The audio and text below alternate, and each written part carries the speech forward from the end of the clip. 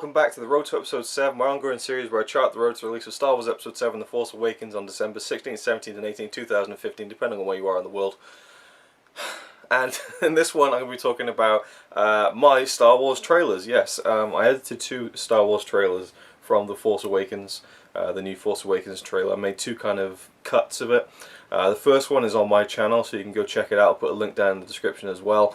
It is the Where is Luke cut, the original trilogy cut. I don't know what you want to call it, but basically it's the Force Awakens trailer, pretty much exactly as it is, as you all saw it last week.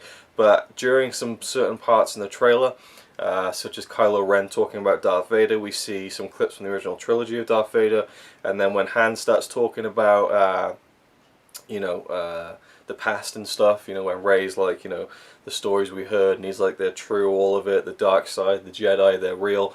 During all those voiceover moments from Han Solo, I've put in clips from the original trilogy that relate to the things that he's saying, and I've cut certain things in, so go check that out. I was very happy with it. A lot of people gave me some good feedback, so that was pretty cool. And then I decided to go even further with it, and I made a complete remake of the trailer, shot by shot, from the original trailer. But I thought it would be more interesting than to have just the original trilogy clips on screen. I did a split screen style. So we have the Force Awakens on the top half, the original trilogy on the bottom half, and I tried to match every single shot with something that was vaguely similar, whether it be a certain framing of a character in a similar landscape, or whether it was something that was related to it, like the shot of Han saying it's true, all of it. I put in a clip of him looking very cynical, talking about the Force, so things that kind of link together a little bit, but still it's just for fun. Some people have said that oh, it's not all similar, there's only a few shots that look really similar. I'm like, yeah, it's just for fun. But it got picked up by Joblo.com, the website that I work for, and so they posted it a couple of days ago, and it's been just over 2 days now that it's been online. I think it reached almost 25,000 views, so the response to that has blown me away. So thank you to anyone who has shared that video, or watched it, or liked it, or commented on it, anything. I really appreciate it. And hey, there's still time to go over, check it out, and give it a thumbs up, because that spreads it around as well. And share it if you liked it. Again, if you don't like it, then I don't ask people to just like mindlessly share stuff. But if you did like it, give it a share, send it to someone, send it to a friend you think might like it, and spread the word. I'm really happy with how it's been received, and it's just been a really cool thing. And the whole past week has been so cool with the new trailer that came out. I mean, the reaction videos that I did and other people did. I mean, it's great to watch other people's reactions, and that trailer was just incredible. I didn't think they'd be able to match it. I didn't think they'd be able to top the second teaser trailer, but they did it. I don't know how they did it, because they didn't have bits in that new trailer for me that were as like awe-inspiring as in the second teaser. Like we saw the big Star Destroyer that was wrecked at the beginning of the second teaser trailer. It blew my fucking mind. Like I was like, holy shit. You could see my reaction in the reaction video. I was like, holy shit. Like it just gave you a sense of the scale of everything. And then Vader's burnt helmet, and it's like, oh my god. I didn't have any oh my god moments in the new trailer, but it was a better trailer. The sum was greater than the parts. It was just edited so well. The music was fantastic. It gave us so much by saying so little. And it's now my new favourite trailer of all time. I just absolutely love it, and a bit sick of it now that I've been editing with it for the past week, but really happy with my original trilogy comparison video in particular, so please check that out if you're interested. Now, another thing I should mention, talking about reactions, is that the two of the stars of the film, Daisy Ridley, who plays Rey, and John Boyega, who plays Finn, posted their reactions to the trailer, so I'm going to show them to you now. First of all, here is Daisy Ridley's reaction to the trailer. She watched it on her phone in bed. Here we go.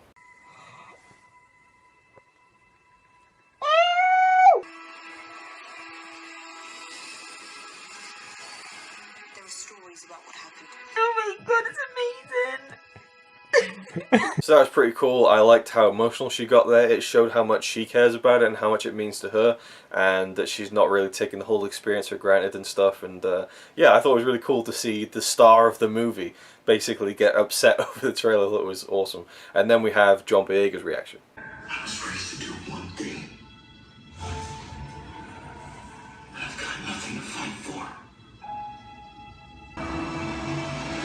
Come on! Come on! Those stories about what happened. All of it. Come on, Solo. The Jedi. Damn right. Woo! They're real. Oh Force. It's calling to you. Yep. Yep.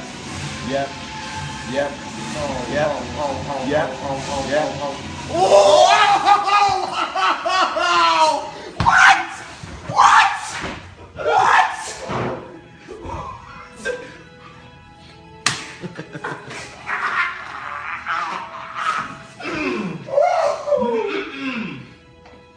Come on, Kylo Ren.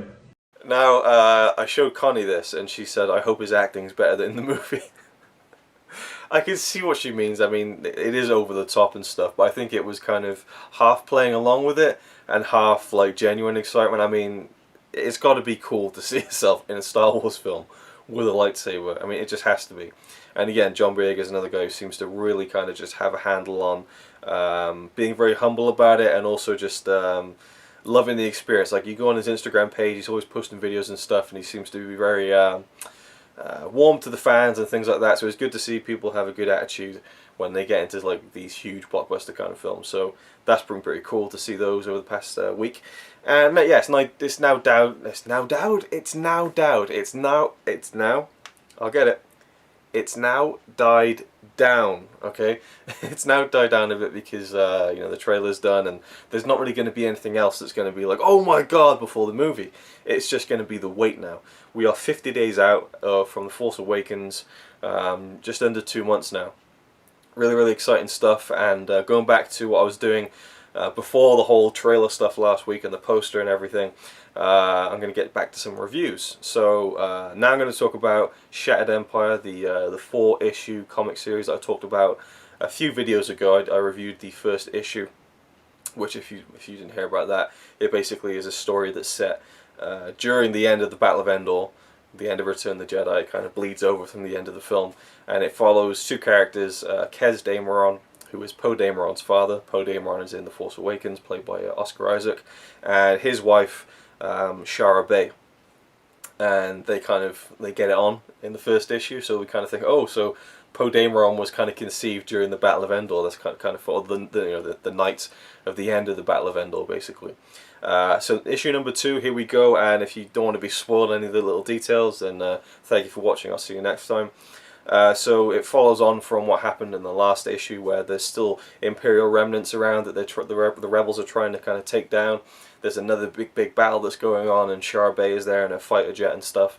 And then she comes back after a battle, and there's this friend of hers, an alien fighter pilot, I believe. I forget his name now. I read issue 2, 3, and 4 pretty much in one go about a week ago, so my memory might be a little bit hazy on the details. But he's telling her, like, you know, come on, you've put so much into this whole thing, the rebellion. You know, you need to take some time off. And you know, when's the last time you saw, you know, Kez Dameron and your son? And she says, oh yeah, Poe. And it's just thrown in there very just like matter of fact.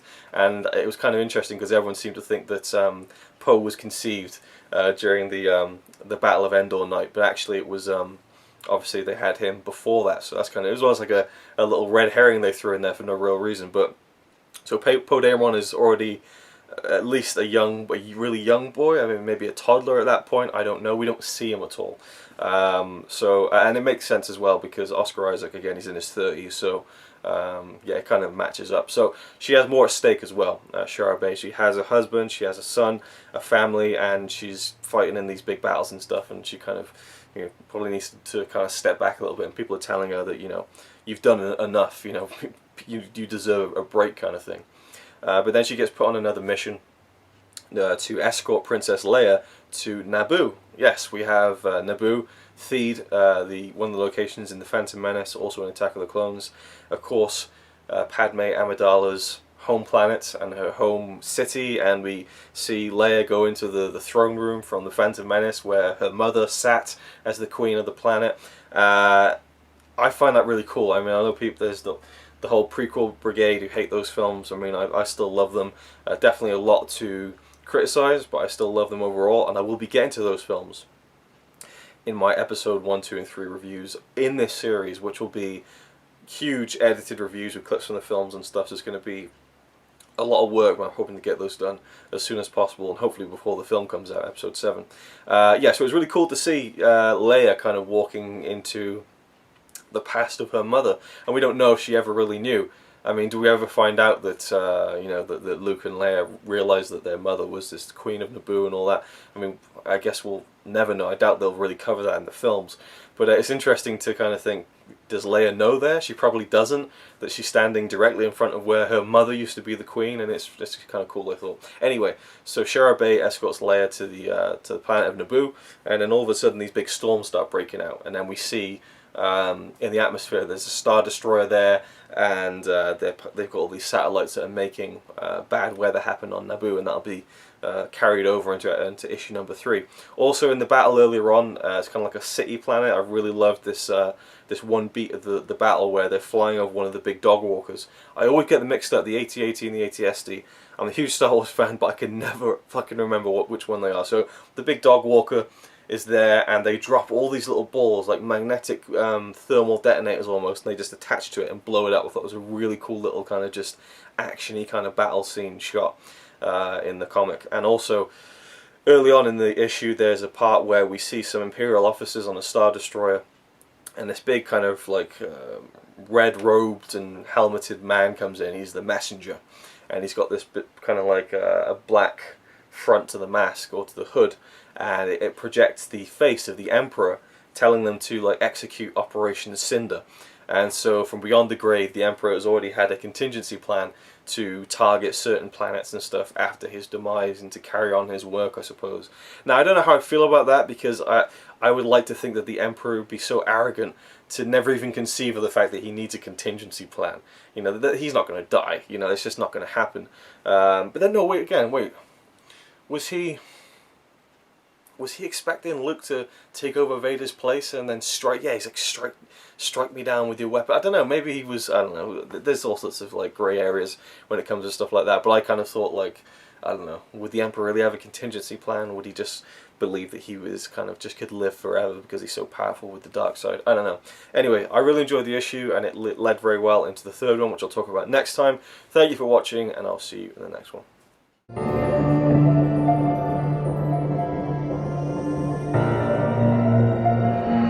I don't know, Hot Second.